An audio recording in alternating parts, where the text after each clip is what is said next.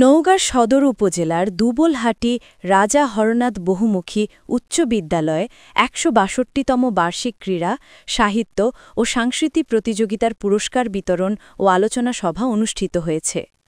বিশেষ প্রতিনিধি সাইদুল ইসলাম হেলালের পাঠানো প্রতিবেদনে দেখুন বিস্তারিত।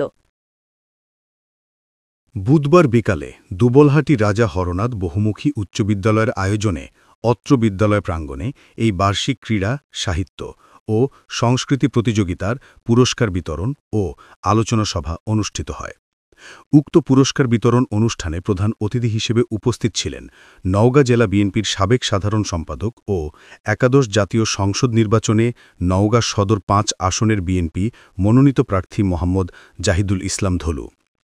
দুবলহাটি রাজা হরনাথ বহুমুখী উচ্চ বিদ্যালয়ের সভাপতি আনিসুর রহমানের সভাপতিত্বে এ সময় বিশেষ অতিথি হিসেবে নওগাঁ জেলা বিএনপির সাংগঠনিক সম্পাদক শাফিউল আজম রানা, দুবলহাটি রাজা হরনাথ বহুমুখী উচ্চ বিদ্যালয়ের ম্যানেজিং কমিটির সদস্য শামসুল হক, প্রধান শিক্ষক জাফর আলী, সহকারী প্রধান শিক্ষক মনোরঞ্জন কুমার মজুমদার প্রমুখ উপস্থিত ছিলেন। আলোচনা সভা শেষে প্রধান অতিথি ক্রীড়া, সাহিত্য ও সংস্কৃতি প্রতিযোগিতার বিজয়ী শিক্ষার্থীদের মাঝে পুরস্কার বিতরণ করেন। পরে এক মনোজ্ঞ সাংস্কৃতিক অনুষ্ঠান অনুষ্ঠিত হয়।